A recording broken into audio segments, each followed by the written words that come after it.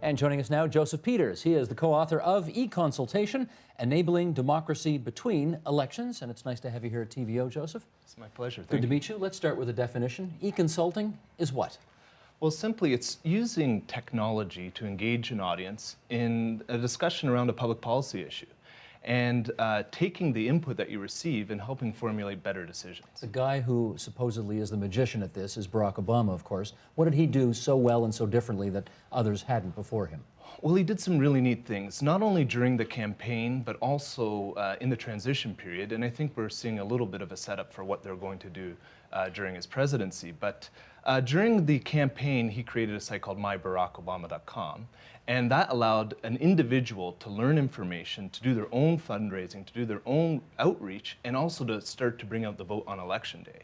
In the transition, they created a site called change.gov, which allowed hundreds of thousands of people to present questions, to rank them, and have the transition team respond to those questions. So empowering the grassroots, if you like. Yes, or the netroots, as they call it today. The netroots, right, forgive me, okay. Why do you think that works so well? Well, what you're doing is creating a new relationship. So if we look at our current Canadian context, there is a democratic deficit. We have lower voter turnout, we have low levels of civic literacy, we have low levels of trust in elected officials. And then when you start to look at the opportunities that are afforded for citizens to participate and their willingness and interest in participating in public policy issues, there's a real gap there as well. So those that same context was facing the Barack Obama team, and they used social networks and social networking technologies to engage citizens in a new way and start to build new relationships. But the thing that was interesting about it in particular, one of the things I should say, is that yes, there's an uptick of interest as you get into an election campaign, for sure. That always happens in this country. But as the title of your paper suggests, and as the thing he figured out was so impressive, he managed to do it kind of between elections, between gigs. How do you do that? Well, it's building momentum. So we can't expect, and we have a very difficult situation here. We have a 37-day election campaign. So building a relationship doesn't happen overnight. So it's starting to lay the foundation of that relationship. So, and if we take the Canadian context, we have 10.3 million Canadians using Facebook today. That's 1/3 of the population. So what we need to do with our elected officials and our governments is look to go where people are, and that's on social networks. Do you think that Canadian, from what I've read in your paper and elsewhere, our politicians are a little late on this train? They don't seem all that enthused about it. And do you think that's because the means of production in this case, the social network itself, they don't control? They have a problem with it, therefore? Well, they don't have control, and that's true. And there's something, you can raise the level of fear and anxiety around not having complete control. But there's something to say about being proactive and embracing the change instead of being reactive.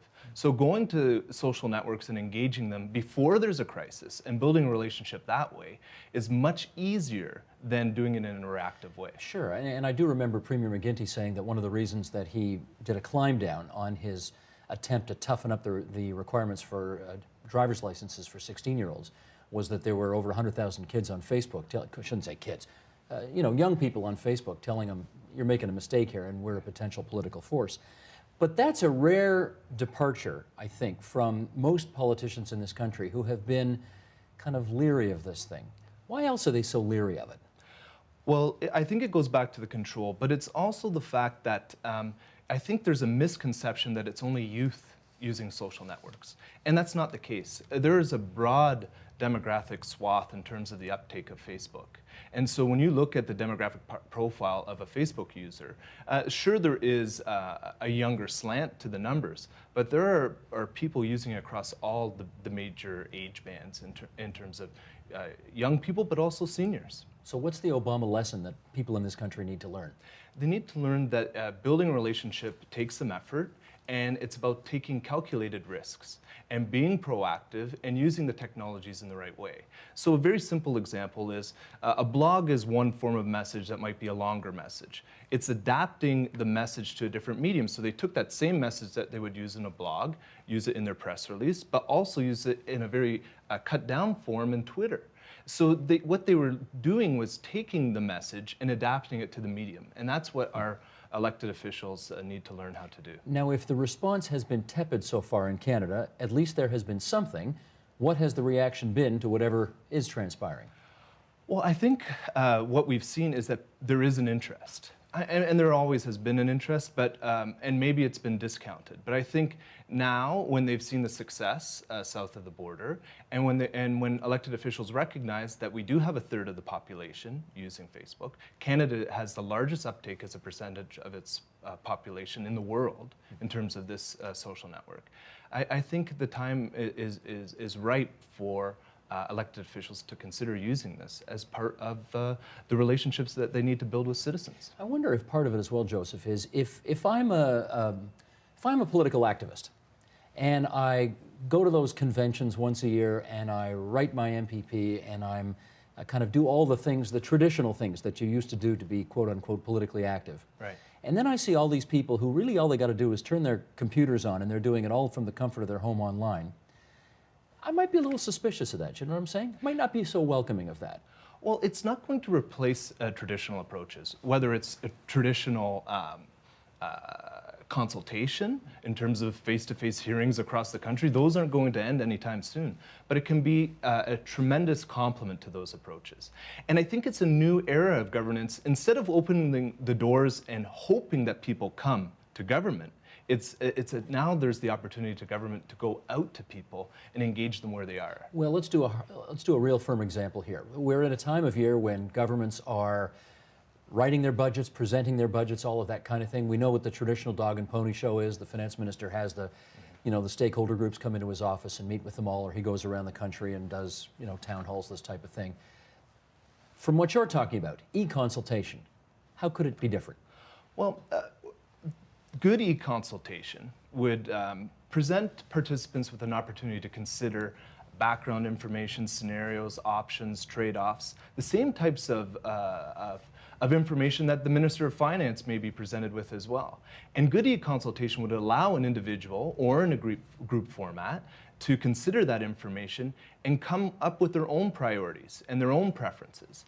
And by putting themselves in the decision maker's seat, they can use their experience and use their values to provide new input, to provide new information, and allow policymakers to take that data and make better decisions, and more informed decisions. You've just hit on a key thing here. But you said by putting yourself in the decision maker's seat. I mean, they're really not. They're really not in the decision maker's seat. At the end of the day, they're not making the decision at all. They're probably not even influencing it. Well, what we would hope is that when you get 20,000 people or 100,000 people or 120,000 people, as we saw with the young drivers, when you start to get a scale of participation and a scale of mobilization around an issue, then it's hard to ignore that. True, but that doesn't happen every day of the week. No, but on our big public policy issues, it should. So we aren't having a national conversation on Afghanistan. We're not having a national conversation on climate change. And we should be having these big national conversations on the issues that matter most to us. And I think social networks is the way that we could engage large numbers of Canadians in these issues. Okay, fair enough. Let me give another example and get your feedback on this. Before he stood down as the potential Secretary for Health and Human Services in the United States, Tom Daschle had a website up, no doubt part of this thing that you talked about earlier, where he was on camera saying to anybody who dialed up this website, I'm going to be the next secretary. I want your ideas. I need your ideas. We're going to take those ideas. We're going to bring them into the cabinet room. We're going to discuss them. You're going to be right at that table. Now, that's really not true, is it? Well, in the transition on change.gov, a very similar website, they had a citizens briefing book. And what that was, it allowed people who registered to present ideas. And then other citizens could come and vote on the ideas that they liked best. And what they did was, you would see ideas with 60, 70,000 votes. And they would filter up to the top. And then they would consider those ideas. So there's a way that you can use the social network to do a selection amongst the ideas that they are contributing. Because you're right, it's hard to distill 100,000 ideas. But if you get the social network to work through them and help you see which ones are the priorities for them, there's where you can really harness it. Well, this is it. I'm not trying to sound like a killjoy here. I imagine I'm sounding that way, but I'm really trying to understand the distinction between legitimately engaging the public, which is a great thing. Who wouldn't want that? From giving the public the impression that they're actually in the room helping to make the decision, when, come on, they're not. Well, Most of the 99% of the time, they're not. There can be an influence and there can be an impact, but that may be a bit misleading. And I think in the change.gov example, they weren't misleading. They said, we're going to take your ideas and your questions and we're going to respond to them. We have a broad policy agenda, and if these fit into that, then this is of great benefit to us. But if they don't, we're not making any commitment to use them. We're giving a commitment to hear your ideas. And when Stephen Coleman is a e-consultation guru from the UK, and he has one of my favorite quotes, and he says, citizens don't want to govern, they want to be heard. And e-consultation provides them an opportunity to be heard. I remember a former Premier of Ontario once saying the difference between governing and being heard is that when you agree with me, you think you're governing, and when you disagree with me, you know, you're not listening to me. You know, at the end of the day, someone's got to make a decision. That's right, and the decision will always rest in the hands of the elected official in the government. There's no when a decision blows up the next day, it's not going to be the citizen who suggests it that's going to be on the front page of the newspaper. Precisely. But when you consider a diversity of perspective that can help inform a decision, and you can get that diversity of perspective through social networks, then you're going to have more robust and sound decisions that are made, instead of these isolated, paternalistic, we know best decisions that unfortunately sometimes are made. Let's, in our last few minutes here, consider the issue of, I think, a phrase I first heard probably 20 years ago, the democratic deficit. How badly are we doing in this country on that? It's pretty abysmal. So right now, we have our lowest level of participation in our last federal election, 59%. We have incredibly low levels of civic literacy, and the levels of trust in our elected officials is at its lowest level in history as well. And so, but what that is really a symptom of a relationship that's broken. And we can't think that just having a conversation with people during election time, that everything is going to be forgotten, whether that happens every 18 months or every 4 years. That relationship has to continue between elections. So that's why I think that talking to people, allowing them to participate and contribute to policy formulation at a point where their input can be used, not token exercises, but at a point that can be used, can start to build that relationship between elections. So that, you know, there are other discussions around proportional representation or citizens' assemblies as being the panacea to, you know, solving our democratic deficit. Those are great, but we need to have participation at scale.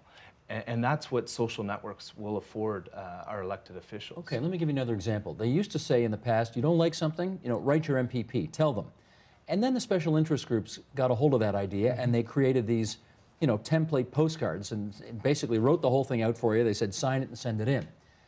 The same thing basically could happen for social networks too. The special interest groups get a hold of this tactic, and pretty soon you've kind of perverted the whole point of it. Right? Well, it is a possibility, but herein lies the opportunity for government, and that is identifying the audience that you need to hear from and going and getting them to participate. By identifying the audiences that you need to hear from to help formulate your decision, you can open the doors. But if you just expect for everyone that you need to hear from to show up, I think those days are gone. And so you will get special interests. You will get the people that know best how to participate in our policy development processes. But if you go out and hear from the new Canadians on an immigration policy, or if you go out and hear from youth on the development of new driving legislation, I think you're going to formulate better decisions at the end. So just so I'm clear, one way to show that this would be the real thing is that politicians have to fill in the blank. Do what? They have to proactively go out and encourage the people that they need to hear from to participate, and not just assume that the people that they need to hear from will show up. And make a decision, perhaps giving credit to Facebook? Oh, I'm sorry, I'm not sure. Well, if a politician, you know, said, here's the decision I've made, and the reason I'm making it is because 100,000 people on Facebook decided, to change my mind. No. Would that move the legitimacy of this forward? I think in any formulation of a decision, you're going to have a variety of inputs. Social networks is one of the 1, 2, 3, 4, or 5 inputs that you're going to use to formulate your decision, that's it. These decisions are going to complement traditional approaches. They're not going to replace them. So it's just another means of getting another perspective to help make better decisions. And just finally, at the end of the day, how much of this is genuinely useful engagement in our democracy, and how much of it is same old PR, just a different name? It's a very interesting question, Steve. And I think there's a big difference between public relations and public involvement. It's much more participatory to present people with information to consider and have a real engagement around an issue. That it is an opinion, that it is a thoughtful consideration of an issue. And that's where, if we can bring public involvement techniques to social networking, that's where we can have a real new democracy and really meaningful conversations about our biggest public policy issues. Well, your study, E-Consultation, Enabling Democracy Between Elections, is good food for thought, and we're glad you came in today to talk to us about it. And we'll put a link on our website if people want to read the study themselves and find out more about it. Thanks so much. My pleasure. Thank you very much.